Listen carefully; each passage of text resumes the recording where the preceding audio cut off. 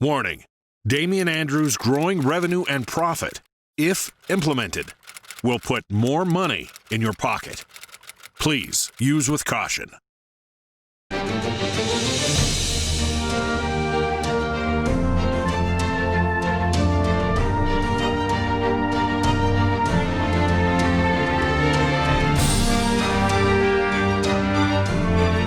Welcome to Damian Andrews' Growing Revenue and Profit with international speaker and revenue and growth specialist, Damian Andrews.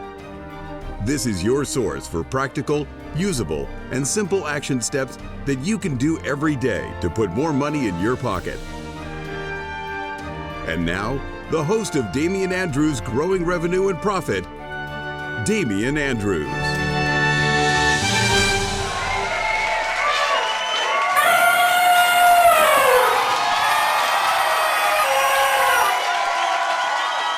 And the crowd cheers wildly to the trumpeting blasts of elephants sliding through eyes of needles. This is Damian Andrews' Growing Revenue and Profit, the program that deals with all things that puts more money in your pocket. This is the show that handles your revenue riddles, your profit puzzles, operational oddities, and culture conundrums. I am the one, the only Damian Andrews, and today we are here talking about innovation. Now, I've done extensive study on innovation, and innovation is something that I'm actually very passionate about, and it's probably because I hate wasting time. I don't like things to take longer than they absolutely necessarily have to take. And to say that I'm a bit anally retentive about this is an understatement. I'll stack my dishes in the dishwasher in a way that I can unpack it much easier. I hang my clothes out on the line to dry in a way that makes it easier to fold them. And I even spent time analyzing how I made my bed to make it more efficient. So to say that I focus a lot on innovation and how to make things more efficient is an understatement.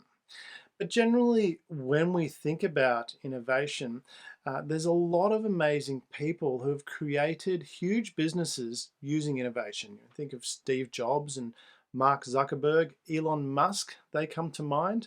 And when we're thinking about those people, there are key things that they get known for.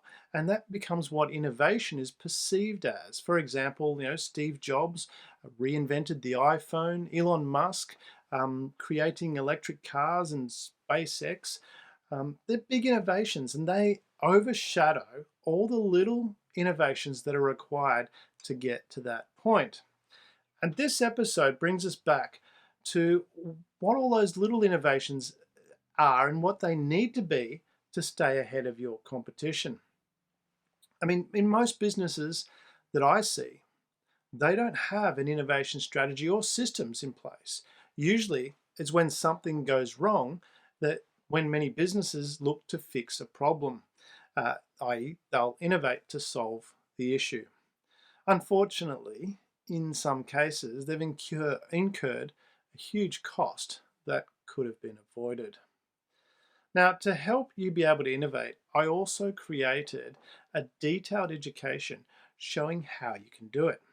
Now, I've made that freely available, and it's called Innovation Genius, and you can access it immediately if you go to my website and visit the media page at www.damianandrews.com, and just go to the media page. You'll find Innovation Genius there. It's a free education available that will take you step by step through how to innovate successfully. But let's move on with the show. Let's look a little bit more detail at what innovation is. Well, to innovate means to introduce something new or to make changes in something established. And by definition, that would appear innovation is a natural occurrence. I mean, look at nature. It's constantly evolving, growing, and changing. Every day we wake up to weather throughout the day that's different from before. In business, innovation can be material improvements to existing products or processes.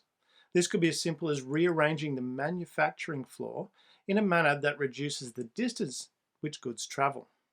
It can also be disruptive innovations such as Apple's App Store, which effectively removed the need for to have CDs because the software used to be available on CDs, and you put in your computer and your computer updates, that kind of thing. With Apple's App Store, those software is now automatically downloaded. Well, a lot of cases it's automatically downloaded, but it's also available to purchase. So we don't need to have these CDs. It creates that innovation, sped up the time frame in which we got the software, and also reduced the cost. Innovation can occur when we create something with our customers as well. It can also occur when we combine unrelated things or new ideas in a different way. Now, the ability to innovate might appear to be a natural talent, but it's not. It's a skill that you can develop. If you've ever solved a problem in your life, then you've innovated. And research in neuroscience, psychology, and behavioral economics reveals that humans are highly efficient, fast, reflective thinkers who seek to confirm what we already know. Our thinking is limited to our tendency to rationalize information that contradicts our beliefs. Basically, we don't like anything that goes against what our beliefs are. In our day-to-day lives, we're not critical or innovative thinkers, and that's because it's inefficient to think that way. If we had to think through everything we did, it would take a lot of energy. So we seek to our identity and to the things that align with our identity, and we ignore information that would move us from our thinking to a much higher level. This is why people don't generally innovate, because it's not efficient to do so. And so to do this, we let go of our self-image to be able to do that. And that's where we enter this place of fear, because we're moving into the unknown. And it's hard for us to move into the unknown, which is why we don't innovate. So rationally, it makes sense to innovate, and it's only logical that if we don't grow and move forward, then we'll get left behind and our competitors will surpass us. But as humans, we're emotional, we fear failure, we fear looking bad, and we fear of losing our job. That leads us to defensive reasoning. We deny, we deflect information to ward off challenges to who we are and our view of the world. And we've been conditioned by our education system, and most of the environments that we've taught us is that good performance means avoiding failure. So that means not making mistakes. And as you can see, logically, if you're going to innovate, you're going to make mistakes. You're certainly going to fail a number of times before you get to where you're going. And we're taught not to do that by our education system.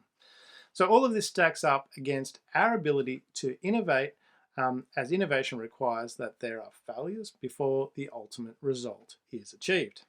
Innovation requires a willingness to fail to learn. So sometimes when you innovate, you'll make mistakes. And it's best to admit them quickly and then get on with improving your other innovations. To innovate, a person must simultaneously tolerate mistakes and insist on operational excellence. Now, this is a dual mentality that is very difficult to implement. However, when mistakes and failures are refined as learning opportunities. So we're changing our thinking here. We're going, this is not a mistake, or this is not a failure. This is a learning opportunity, and then a whole new world opens up for us. And this is what makes exceptional innovators. They have the confidence in themselves that they feel safe to dare. They give it a go. They're willing to try it. And if they fall on their face, big deal. They move forward again. They go, well, look, I learned from that and I moved forward. And Steve Jobs was a great example of this. When the whole world was using room-sized computers, and this is, when we think back about this, we don't really recognize that today when we look at how powerful our phone is. Our phone is more powerful than the computer they used to put people on the moon. Back then, computers were large, and Steve had this vision of creating a computer. Steve Jobs had a vision of creating a computer that could sit on your desk. While everyone else was talking about CDs and using CDs that could play an hour of music, on a device the size of a lunchbox. This was your PlayStation, not PlayStation, your Sony Walkman. Then Steve Jobs dreamed of putting an entire album into a little candy-sized pocket, anything in your pocket, 1,000 songs in your pocket. And while the rest of the world was building ever smaller and lighter laptops, Steve Jobs decided that maybe we'd like tablets as well. And I do remember when the iPad was first launched, it was mocked very much as just a bunch of iPhones taped together. But the iPad became one of the most successful products ever in history as far as how quickly they were adopted. So all of that is innovation, and you can learn to read the signals around you so you can position yourself and your company to flourish as the technological and market trends shake up the world around us. And obviously in today's world, in the year 2020, we're experiencing massive change, and it's really been interesting to watch how many people have innovated. And so what is the purpose of innovation? Well, when we think about this year, in a nutshell, it's survival and growth. I mean, and that's what innovation is really about. It's an evolution. You need to evolve to survive. And competition is hotter than it's ever been in history. And we either evolve or we cease to exist. History is littered with corpses of companies that have failed to understand the business they were in and adapt to competition. And if we go back to the 19th century, take an example of the giant rail companies around the end of the 19th century, start of the 20th century. They failed to realize what industry they're in, and then they were unable to change to meet the market needs. You see, those companies thought they were in the rail industry, but they were in the transport industry. And as road transport evolved, it better serviced customers, and those customers switched to that service provider, being road, and they stopped using rail. And at their peak, the rail companies, they dwarfed in size, revenue, market capitalization. They dwarfed the automakers. And the rail companies could have easily purchased companies like Ford and General Motors. They could have bought them outright. And such an acquisition would have been an innovation that breathed new life into those rail companies. But they didn't see that. They saw themselves as rail companies, not transport companies, and a lot of those companies eventually went broke. So competition in today's world comes from many different areas. Barriers to entry are reducing, thus it's much easier for other suppliers to enter our market. An example of this is the entrance of Tesla into the auto sector. Tesla is only a few years old compared to companies like General Motors and Ford, yet today Tesla is the most valuable car company on the planet. In only, I think it's about 12 years Tesla's been operating, and it's outmatched the market value of all the auto companies. Even in industries requiring significant capital to start up, where competition is now becoming very fierce. And also globalization is bringing many new players into the market. Overseas companies with very efficient processes continue to take up market share. Plus, as developing countries mature, even more organizations are going to pop up. So you're going to have ever increasing competition. Now, this is an opportunity for companies that innovate.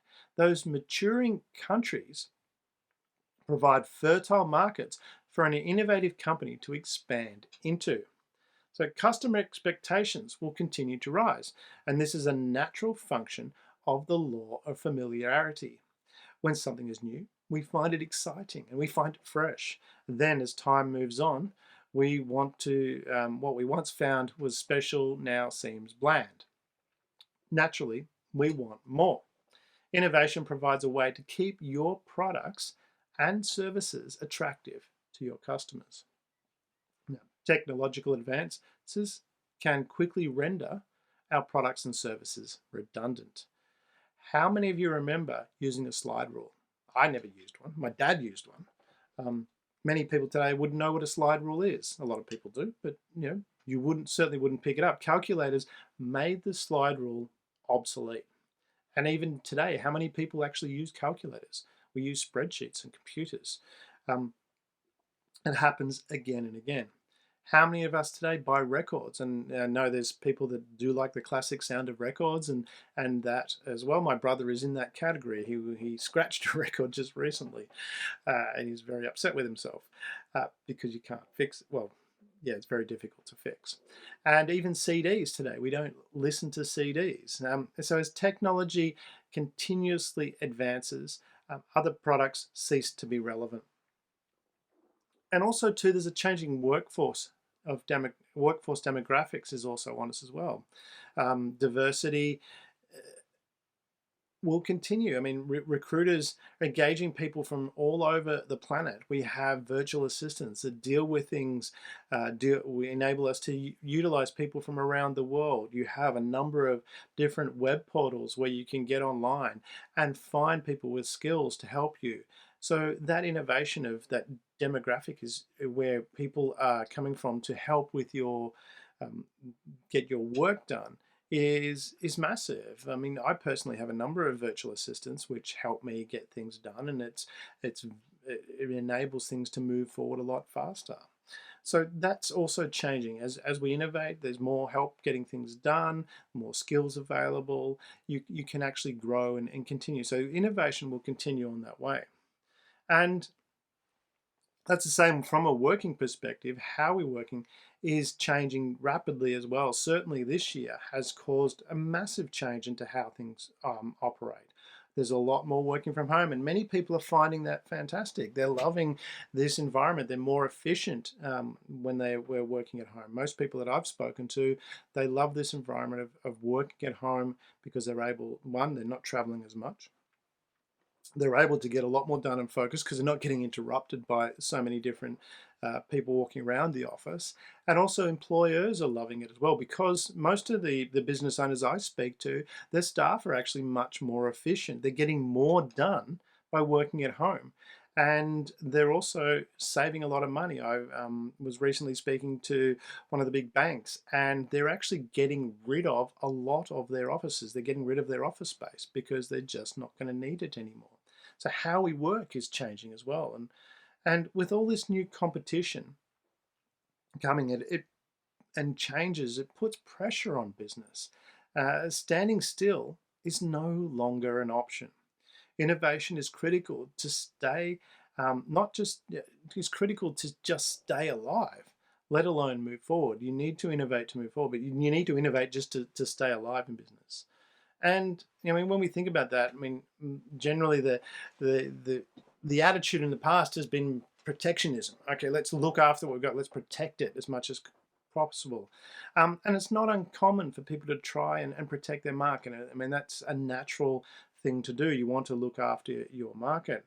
And they expend a lot of effort trying to erect barriers to entry and limit competition. However, growth is pretty much an unstoppable force, and focusing on protecting your own market over growth is pretty much the kiss of death. For example, this goes back to the 70s when the Hunt brothers, they were billionaires, and they tried to corner the silver market. And as a result, the silver market actually collapsed, because what happened was they cornered all the silver, they owned a lot of the silver, and as a result, the prices went up. People then innovated. They found other metals and other ways of producing things, so they didn't need the silver, and as a result the silver price plummeted and they went broke. So the purpose of innovation is to keep growing, to keep moving forward, and today it's stronger.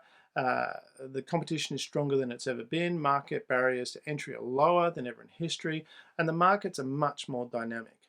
So continual growth is necessary, not just to stay with the competition, but it's required to survive. So throughout history, innovation has been a constant for survival in business, and businesses that adapt to this world as it changes, they stay alive and they continue to grow.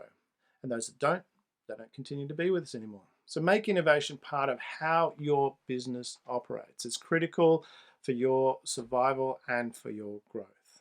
All right, let's take a break, and then we'll be back after that with a news article that I've got, a very exciting one for you.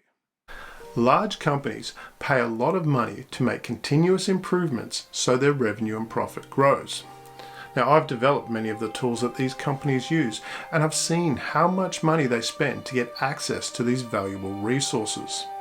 Now, not everyone has the same high budget as these organisations, but I wanted to make a more economical version of this material available to you. So I created Baby Dragons. This is for people whose budget doesn't extend to $100,000 for the Breathing Fire program. Baby Dragons gives you all the fundamentals so you can immediately increase your revenue and profit. You and no more than 5 others will get 1 full day with me and then one-on-one support for the following 3 months. Now, Baby Dragons is for people who are serious about increasing their revenue and profit, but may not have the big budget of large organisations. There are no set dates. If it's right for you, I'll schedule my time around your needs. Baby Dragons costs $2,000 US, and if you'd like to learn more, email me at ask@damianandrews.com.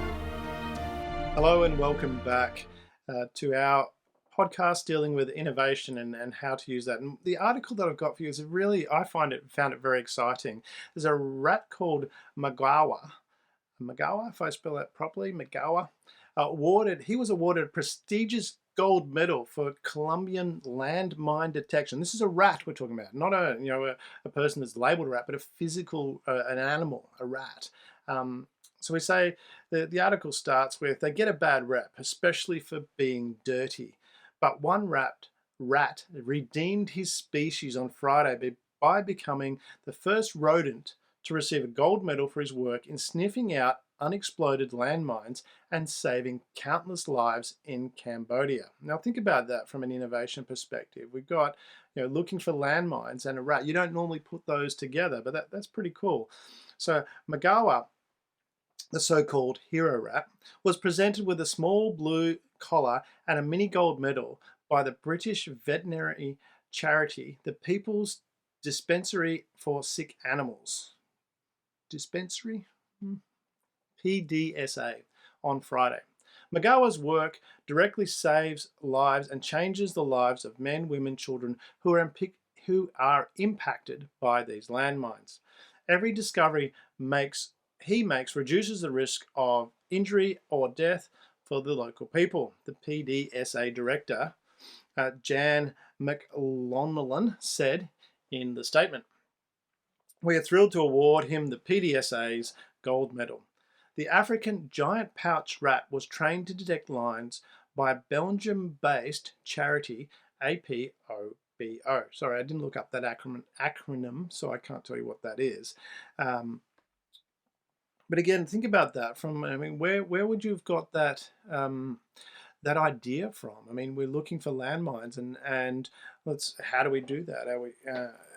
What are the benefits of that? Why would you even consider a rat for that? Out of all the animals, maybe they watched Ratatouille. I don't know what the motivation was from, but using an excellent sense of smell and memory, Magawa has discovered 39 landmines and 28 items of unexploded ordnance, and can search an area the size of a tennis court in 30 minutes, something that would take a human team with a metal detector up to 4 days, the charity said. So think about that. When we're looking at that, we're going, okay, what's the problem we've got? We've got to search through areas where there's landmines and unexploded ordnance. How do we do that? And it's taking 4 days to search the area of the size of a tennis court. Now, I'm not sure the total area that is in trouble, but it sounds like that has these landmines. It sounds like it's a very large area. And certainly not just Cambodia, but there's probably many, many places around the world that have this problem. So 4 days for the size of a tennis court with a team of people, that's pretty, not only is it time consuming, but very expensive. And from an innovation perspective, my guess is that rats do have a great sense of smell and a great memory as well. So someone's put 2 and 2 together and said, well, we can train other animals. You have dogs that sniff out. I know in Australia, when you travel from state to state, you can't take fruit. So there's dogs that sniff that out, but there's also drug dogs that sniff drugs as well. Why not train a rat to do that? So someone had that sense of innovation. And unlike metal detectors, the article continues, the rats ignore scrap metal and only sniff out the explosives. So they're great advantage there, because the rat's able to tell the difference between metal, because it has a different odor, to the explosive, making them fast and efficient landmine detectors. It also trains the creatures to detect tuberculosis. Well, that's an interesting one as well. That's slightly different from landmines, but this not only saves lives, but in return, returns a much-needed safe land back to the communities as quickly and as cost-effectively as possible. And that's where you're really looking at this from an innovation perspective. You're really looking at, how do we do things much quicker? How do we save costs? And that's where a lot of innovation comes in, by asking those questions. How can we do this quicker? What way can we arrange things to make it faster? What can we do that's going to reduce costs?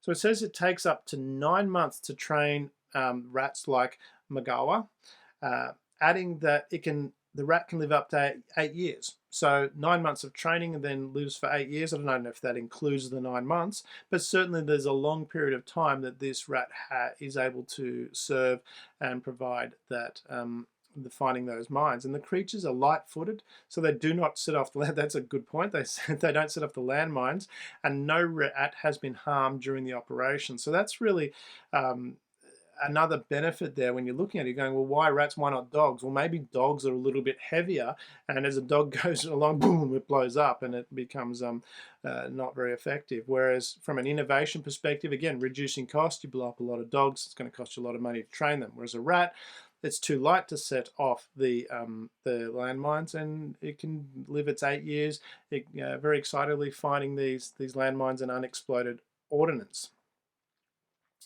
So it's estimated that there are 5 million landmines. 5 million landmines were laid in Cambodia during the internal conflicts of the Southeast Asian country between 1975 and 1998. So 5 million landmines. Well, let's go back to in this article.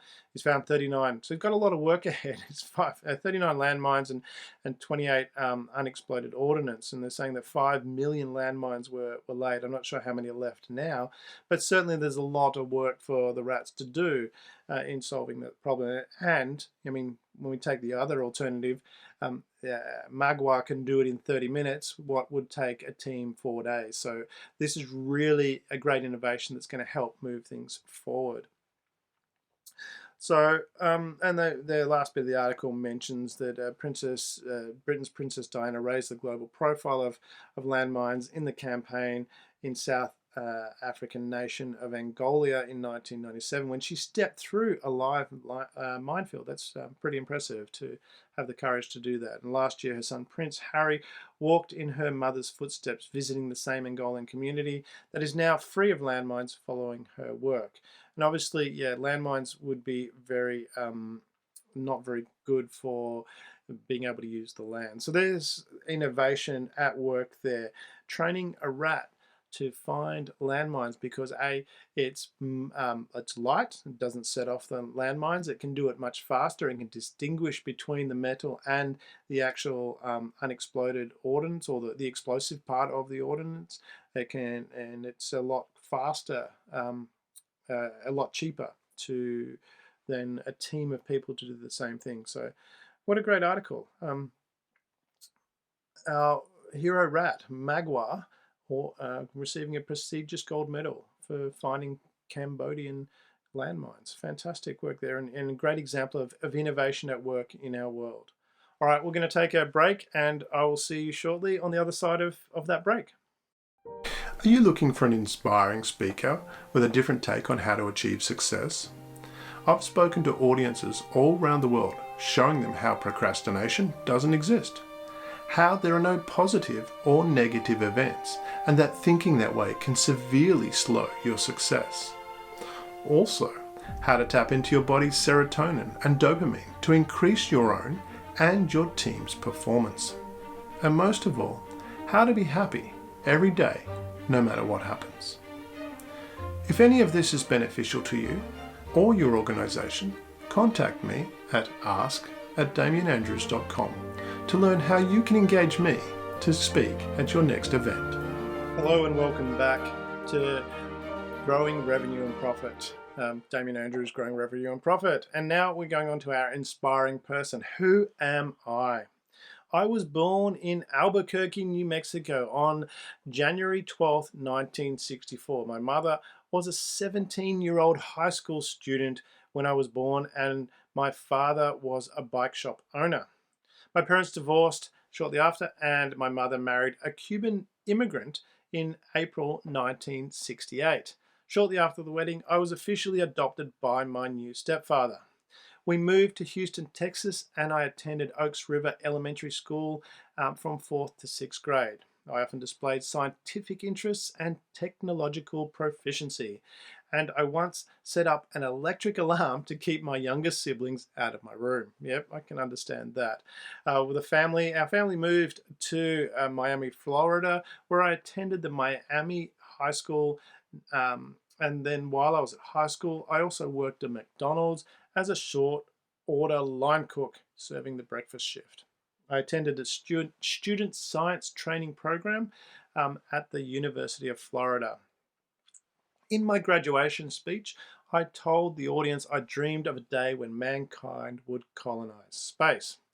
After I graduated from Princeton University in 1986, I was offered jobs at Intel, Bell Labs, and Anderson Consulting, amongst others. But I refused that, and instead I decided to work at Fitel, a financial telecommunications startup, where I was tasked with building a network for international trade. I was promoted to head of the department and a director of customer service thereafter. I transitioned into banking, where I became a product manager for Bankers Trust, and I worked there from 1988 to 1990. I then joined D.E. Shaw and Company, a newly founded hedge fund with a strong emphasis on mathematical modeling. And in 1990, I started there in 1990, and I worked there until 1994. In late 1993, I decided to establish an online store. I left my job at D.E. Shaw and I founded my own company in my garage on the 5th of July 1994. And this was after I wrote its business plan on a cross-country drive from New York to Seattle. I originally named my new company Cadabra, but later changed the name after naming it after a river in South America, in part because the name starts with the letter A, which is at the beginning of the alphabet. I accepted an estimated $300,000 from my parents and invested it in the company. And I also warned many early investors that there was a 70% chance that my company would fail or go bankrupt. Although my company was focused on books, I had always planned to expand it to other products. And 3 years after I founded the company, I took it public with an initial public offering. In response to critical reports from Fortune and Barron's, I maintained that the growth of the internet would overtake competition from larger book retailers such as Borders and Barnes & Noble. In 1998, I diversified the business offerings into online sale of music and video, and by the end of the year, I'd expanded the company's products to include a variety of other consumer goods. The name of the company is, of course, Amazon, and I am Jeff Bezos. And I want to take you back through his history. There's a couple of points I highlighted here in that article. When you're looking at this consistency and innovation, consistency is something, where do we develop innovation from? It's obviously having an understanding of what we're dealing with to solve problems. And he, as he said, it says here, he displayed a scientific interest in technological proficiency from an early age. So he was interested in technology. And we'll come to the colonization of space later, but he had a love of space and wanted to colonize space. And that comes back to his launching of Blue Origin, a space company. But I want to point out too, when we're looking at Jeff Bezos and all the steps that he took, there seems to be a logical step through here. As he said, he decided, instead of taking a job at Intel and Bell Labs and other very prominent established companies, which would you think would be the secure thing to do, he instead decided to work at Fitel, a financial telecommunications startup. Now think about that. This is a startup. Now it doesn't really explain as to, why he did that, but my guess would be, well, he had a plan back that he wanted to have a startup company, so he worked for a startup to get that experience. So not only was he able to innovate, but he was able to innovate because he understood the environment he was working in.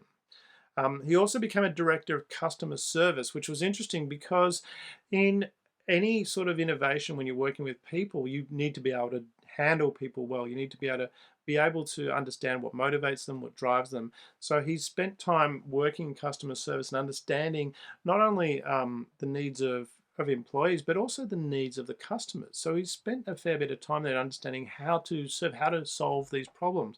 In customer service, no doubt, you get a lot of problems, you hear problems, and this is where you want to look at from an innovation perspective, is understand what are the problems people are experiencing, because that's where you find the innovation.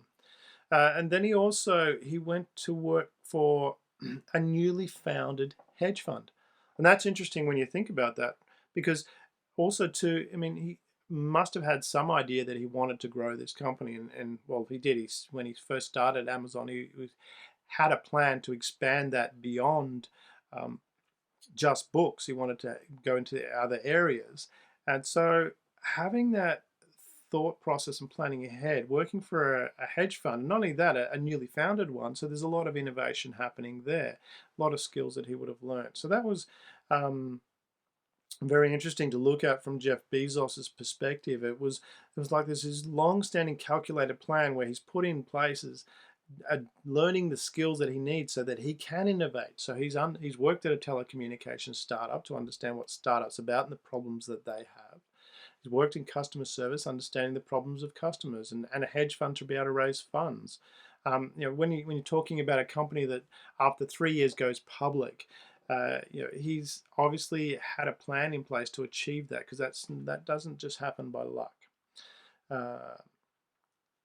And I mean, you also face, and this is something all businesses, or certainly people that stand out, faces, there was a lot of critical reports as to what he was doing, as to how it was fail and won't work.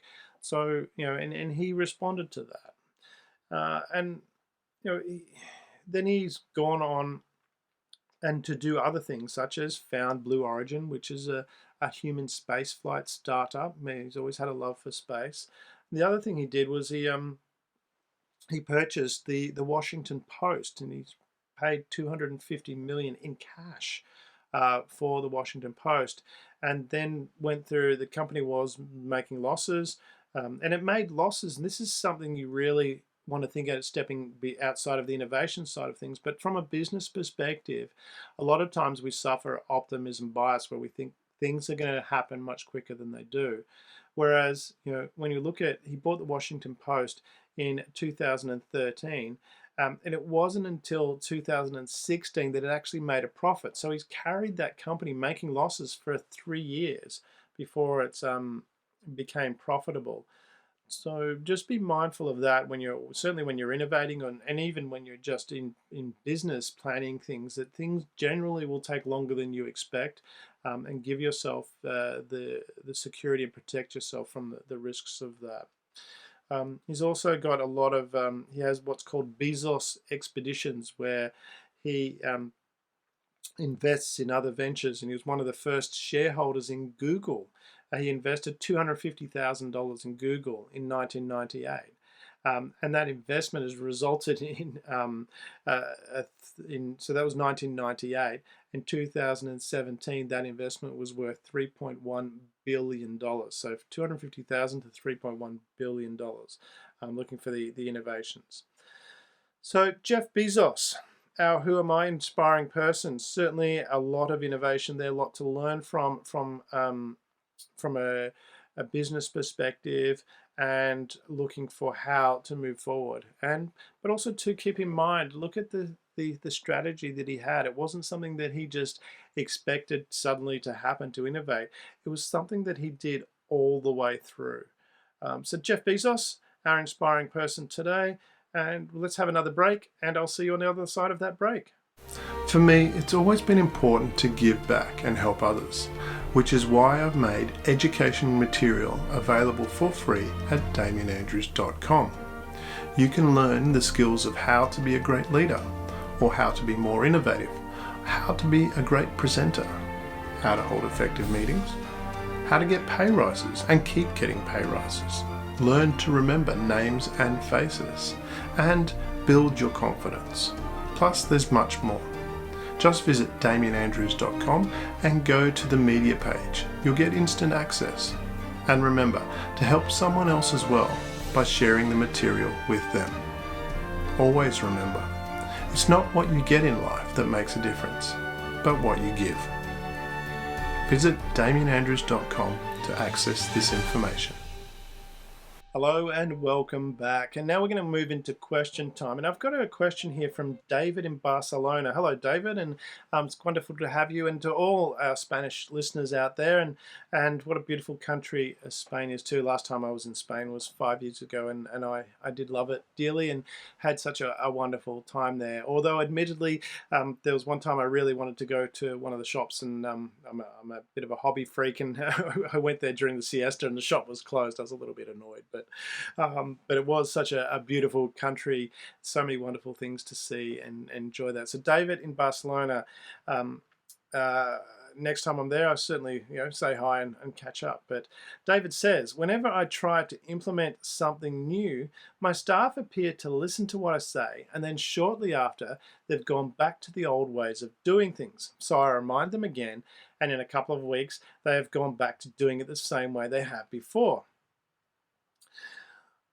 So that's not an uncommon problem that you've got there, David. This is very, very common for business, what business leaders face day to day when implementing innovation or any form of change. You're dealing with change, and many people don't like change. They just don't like. They fear it. They're not sure what to do. They're comfortable with the systems, and people like to stay in their comfort zone.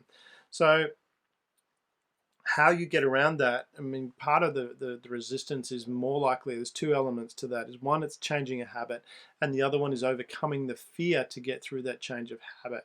And if you can get through both, well, if you can get through the fear part, then the changing the habit becomes much easier, but it still takes time to implement. And I've experienced this a number of times. And one of the areas I was working with was one of the major banks, and what they were doing, they were setting up a new office, and I was part of the building of this new head office. And what they had done was, when everyone was moving into this new office, the way that office would operate was vastly different from the current office they were in. The systems that were in place were changing significantly.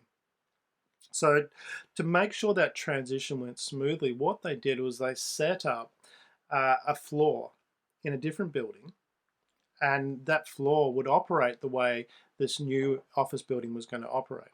And then what they did was they grabbed key people, influential people from the various teams in the head office, the older head office, and they brought them into the new head office, and they run them through those systems. So they actually worked on this floor in this new office, how that systems, all those systems would operate, and getting used to them.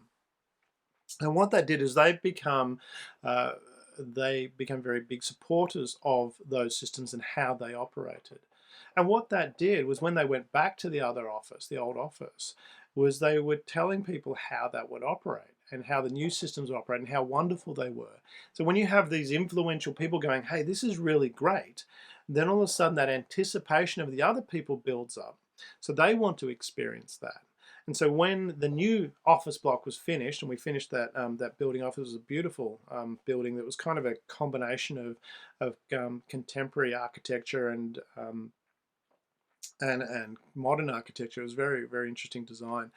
Anyway, the building was finished, and the people moved in, and it was very, very smooth transition, because so many people were looking forward to this new experience, because they'd they'd been told about it by these other influential people. So the system that they set up was they bring in some influential people, get them to experience it, enjoy it, fix some of the problems as well, but really, focus on how these people are enjoying it. They go back and tell the other people how wonderful it is, and everyone's excited about moving to this new system. So the key is to find those influencers. One of them is to find influencers, get them on board, because then they'll share that with other people. I also experienced that implementing software with an engineering company, a client that I had. The problem, well, what they were doing was they were using paper time cards, which in this day and age might seem archaic, but it certainly still happens a lot, because the people on the floor, the tradespeople and the labourers, they were still used to that system, and they weren't wanting to use technology. So wanted to make this more efficient, wanted to use the electronic time cards, which basically was an app on their phone that they could use. There's a whole back end to that, but for the interface between the employees was pretty straightforward as an app on their phone. But getting that adoption can be pretty difficult. So what I did is I organised a meeting to train them, to show them how to do that. But I had underlying motivation behind that as to how to do that as well, to get them to buy in. And I started off by explaining to them, I said, look, now this is a change, and knowing that I'm dealing with predominantly men with big egos, I said, look, I know this is going to be scary. And I said that to get their attention, also to you create a situation where they're then going to prove you wrong. Because I say this is scary, they're going, hang on a minute, don't tell me it's scary. And I literally saw people sit up straighter and go, don't tell me it's scary.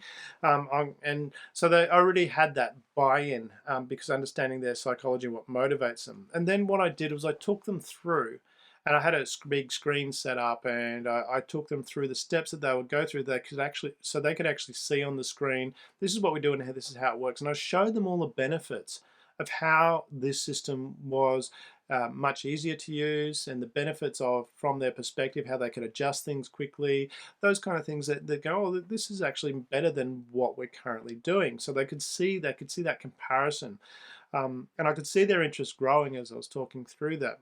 And I even noticed some people started downloading the app as I'm talking them through this, which is good to watch. And then I finished. So there's three keys. One is I got their attention and got them that buy-in by saying, oh, this is scary. I then showed them all the benefits. And then I finished off with a third key point, was to say, look, we're going to spend a bit of time going through this. We're going to have a transition period. And what we want from that is, we know it's not going to be perfect. We know there's going to be issues. So what we want to do is get that feedback from you to what's not working, so we can adjust it, make the changes we need to make, so that it actually serves you better. So can you give us that feedback as to what's not working, and to how we can make it better? And part of that reason for doing that is that it eliminates a lot of complaining, because again, a lot of people, because they're frustrated, they'll complain first rather than look for a solution. So by putting it on them, saying, look, we know that there's bugs there, we know there's things that need to be worked out, come and tell us, because we love your feedback as to how to make this work better, how to make it that transition smoother. And what I found interesting when I've done that, and this is not the first time I've adopted that process in implementing change, is that by the end of the session, half had downloaded the app and they'd had it on their phone, so they had already had it set up. And at the end of the day, I had a number of people come up to me and saying, why are we waiting several months? Why can't we just use this now? It's so much better. And so that's how to get that buy-in. It really highlights that you really want to focus on showing them how it's going to be better, and also that you're going to that there are going to be problems. Acknowledge that there's going to be problems, and you want their feedback to help make that better. And the other thing to implement there, which then was following on, was to get them into the habit of doing that. So initially there was, some people, they needed to learn it. There was a few people that weren't as technologically savvy, and they weren't able to adapt to that and adapt to that change. And remembering that it does take people about 28 days to start to adopt a new habit. So allowed for that process, gave them a bit of coaching, gave them a bit of support, going, look, yeah, we can help you through that. If you've got any problems, come and let me know. I would go out onto the floor regularly and say, how's it going? Are you working? Is it going all right? Took me through it. And some of it, even though they wouldn't come and ask the question, they had a problem. So I said, oh, this is how you fix that. And, oh, okay, I get how to fix that. And this is how I adjust. How do I edit my timesheet? Oh, you click that button there. Oh, I didn't realize that was there. And all of a sudden, that we had that buy-in, and it worked really well. So, and this is where it's really important to get that mood going well, because your brain operates 33% more efficiently when it's in a good mood. And this is how you get that adoption to changes, is you've got to show people the benefits, that it's more beneficial for them, because then they're in that good mood frame of mind. And then you want to take the time to implement it. So allow it to become a habit, because if you don't constantly remind them, they will naturally go back to the old way, because it's just easier. Whereas you constantly remind them, hey, this is how you do it, and give them that attention, they'll adopt to that very quickly, and then soon it'll be part of how things are operating, because that habit has been created. So fantastic question there, David. Thank you very much for that. If you do have a question about growing your revenue and profit, feel free to email it across to ask@damienandrews.com. So if you have a question about growing revenue and profit, email it to ask@damienandrews.com, and we'll get it on the show. All right, let's have another quick break, and I'll catch you very shortly. I wanted to create something special for the people who subscribe to the Growing Revenue and Profit newsletter. So, there are hidden pages at damienandrews.com. These pages contain exclusive material which will help you grow your revenue and profit, and it's simple to access. All you need to do is subscribe to the Growing Revenue and Profit newsletter. Each newsletter contains a link to these hidden pages. There are no passwords needed. Simply sign up for the newsletter at damienandrews.com and you can join our community. Hello and welcome back. And now for the main part of this program. And what I want to do something a little bit different. I'm not going to give lots of advice here, because the Innovation Genius program that I've created, that's on my website, if you go to damienandrews.com and go to the media page, you'll find the link to Innovation Genius. But what I wanted to do is talk through some of the key points from that program and the action steps to take.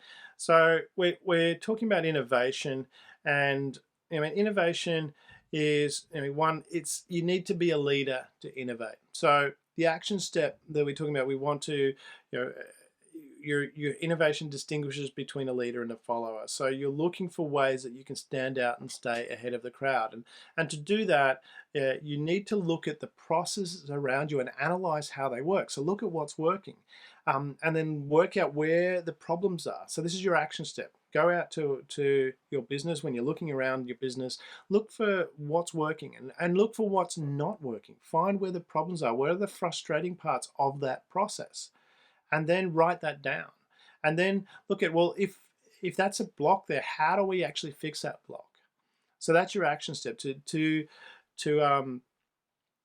be a leader, you want to proactively go out and look for the problems. Don't wait for the problems to come to you. Look for the problems. That's your action step. Go and look for the problems and implement those solutions to those problems.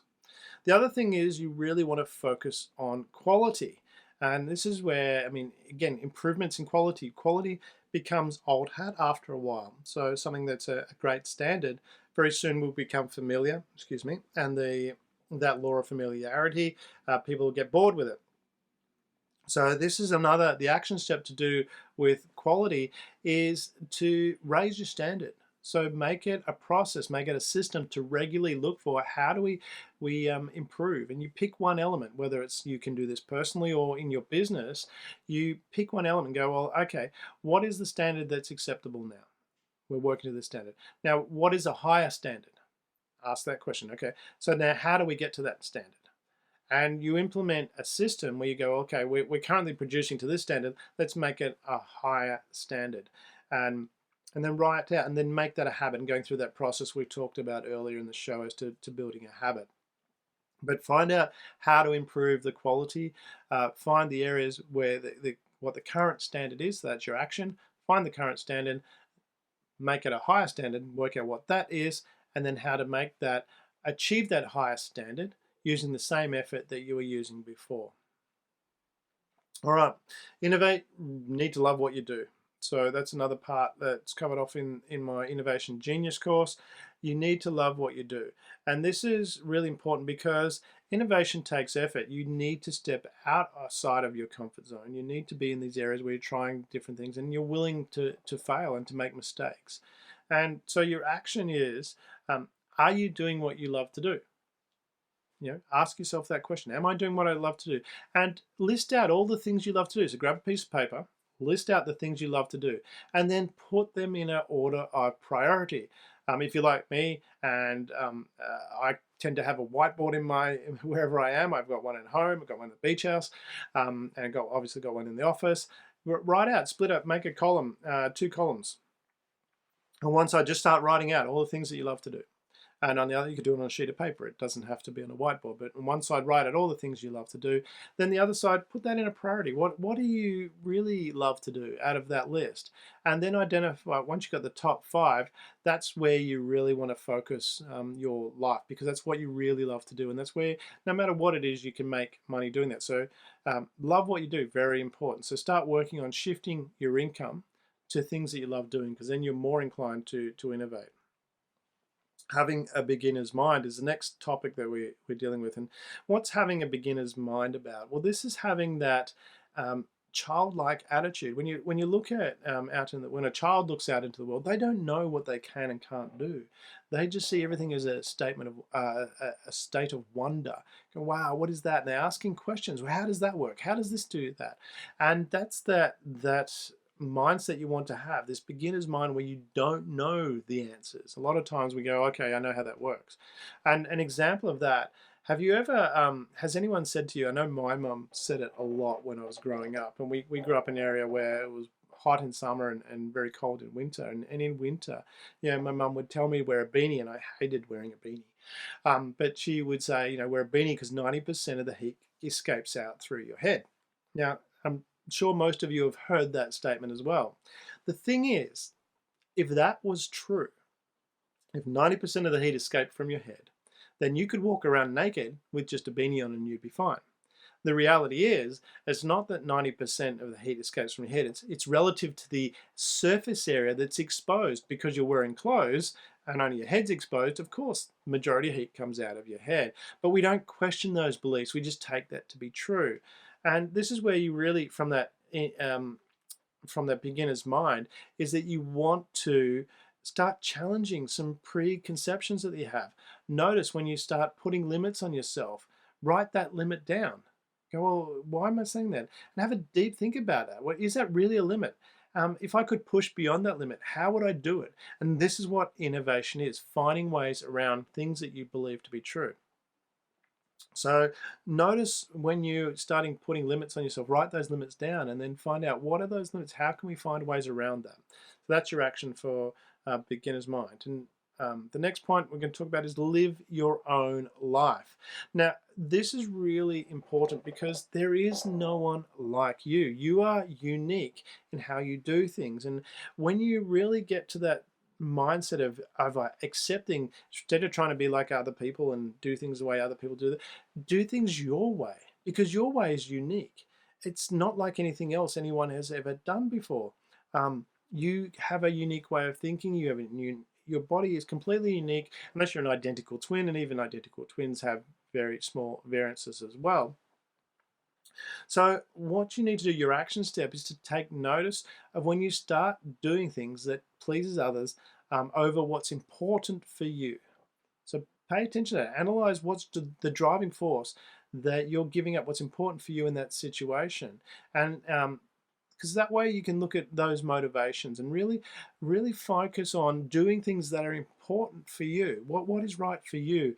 And that'll train you from an innovation perspective to do things your way, and you'll find solutions that no one else can come up with. There is no one, if you operate that way, there is no competition, because you are a unique person. People can't do things the same way as you when you operate that way. Next step is to predict the future. How do you predict the future? And I get that question a lot, but the reality is predicting the future is really about solving problems. Because if the problem exists now, if there's a problem now and you find a solution to that, you've predicted the future. You've got the outcomes. If it's a problem and people don't want that issue, they want it solved. If you solve it, you've created that future. So predicting the future is actually about creating the future. So you learn to predict the future by analyzing and solving frustrations or problems. Notice where those frustrations exist in the world around you. Write them down. So that's your action. Write down and identify where frustrations are. And then select a frustration that you think might have several possible solutions. Not only a frustration that has several possible solutions, but one that you think a lot of people might have. The more people that have that problem, if you solve it, the more people are going to want the solution and likely to pay for it. So the bigger the larger the number of people that have the problem, the better it is from an economic point of view if you can solve that problem. So predict the future, you create the future by solving problems. Focus on the positives. So we do that because when we focus on the negatives, we're looking at the problem. We're looking at this is the issue, and it's difficult to innovate when we're focusing on the issue. What we need to do is focus on the solution. Going, this is the outcome I want. This is the issue that we've got. Now, what do we want? Because what that does is that opens your reticular activating system. This is the part of your brain that can see things. It's like when you can't find something that's right in front of you. It's because your reticular activating system is shut down, or you've shut it down by blocking out what relevant information. So you open your reticular activating system by focusing on the solution and not the problem. Identify the problem and then focus on the solution.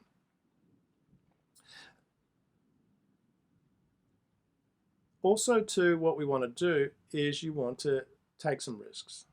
This is where you need to have that courage to take risks, because to do things the same way is not going to innovate. You need to do something, and when you're innovating, you're going to be stepping into new areas that haven't been dealt with before, and you're going to make some mistakes there. You're going to have some learning experiences as you move forward. So there's opportunity to grow. If you want to put it that way, it's a much better way to look at it, an opportunity to grow so that you can move forward.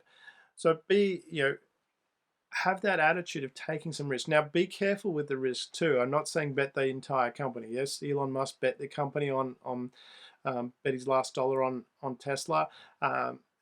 Which you can do that, but just be careful from that perspective. Be careful about betting the whole company on one solution. Sometimes it'll work, but there's a lot of times that it won't. So take these steps when you're taking risks. Take little risks, calculated risks, but keep taking risks. And the last point I want to deal with is know how to respond to failure, which is following on from that before. Failure, even if you look at it as failure, then you're going to feel down about it. Don't look at it as failure. It's not a failure. It's a learning experience. And I know that sounds wishy-washy and it's a learning experience. But the reality is there's opportunity in everything to do. And I think what a lot of people struggle with is that they have this expectation that they'll get this solution immediately. They'll solve the problem immediately. But it doesn't work that way. I mean, things take time. So, these are the steps you need to go through to get to where you go. It's supposed to be a bumpy ride. So know how to respond to failure. I mean, it's not wishy-washy. There is opportunity in everything. It's like, well, what didn't work? What did work? What did work out of that? And then through that, you'll be able to find the solution that you need. And the last point, I think I said the previous point was the last point, but this one is the last point, is be persistent. To innovate requires persistence. You need to keep trying. You'll eventually get there if you keep trying. So list out your objectives that you haven't achieved. This is your action. Mark the ones that are most important to achieve. We come back to that, the list you created before of things that you love. Well, when you're setting your goals, what is the most important goal? And I don't believe in setting massive lists of goals. What you should do is write out what are the key things you want to achieve. Focus on your economics. Focus on your personal goals, which is your friends, your relationships, what you want to give, what you want to learn, and focus on your fun and toys goals. And pick 2 of those from those 3 categories. So 6 goals. When you complete those goals, or when you complete one, select another one and work that way. You don't need to pick, because also too, you might find you make this massive list of all these different things you want to achieve. As you learn and grow, a lot of these might drop off. So why waste the time doing that? So just focus on achieving and persisting until you get the goals that you want to achieve. All right. So that's innovation. Hopefully that's helped a lot. You've got a number of action steps there. If you've missed those or you haven't had a piece of paper to write this down, just rewind the, I was going to say rewind the tape, but that's showing my age. Just hit the back button or the slider across to the start of this section and go through and write out those actions as you go through. Okay, we're going to finish up with today's quote of the day. So our quote is, innovation is taking two things that exist and putting them together in a new way. And that's from Tom Fredson, who was the co-founder, Tom Freston. Innovation is taking two things that exist and putting them together in a new way.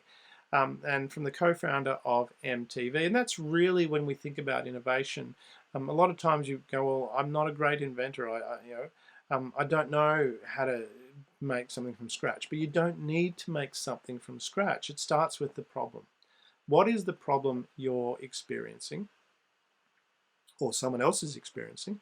And then start to focus on the solution. How can you combine things in a different way to achieve a different solution? So you're putting, innovation is taking two things that exist and putting them together in a new way. So look for combining, and this is the part we were talking about, making mistakes, where you combine things. Oh, that didn't work. Combine something else. Ah, that didn't work. But we've got this little bit here that was a little bit better than before. Maybe if we add a little bit more of particle Y here, and all of a sudden you'll get this solution that works. So that's our quote for the day. Innovation is taking two things that exist, put them together in a new way. So that wraps up our show, and it's been a pleasure to be here with you. And if you do have any questions about growing revenue and profit, please email it to ask@damienandrews.com. That's ask@damienandrews.com. And always remember the fundamental keys. 1, choose what you want. 2, identify the high impact tasks to get it. 3, do the high impact tasks first every day, and then face and overcome your supreme ordeal. And that's the key one. If you want something to change, you need to evolve and to move forward. And remember, within you, you have unlimited potential to change the world for the better. I look forward to catching up with you next time. I'm Damien Andrews, as always, sliding elephants through eyes of needles.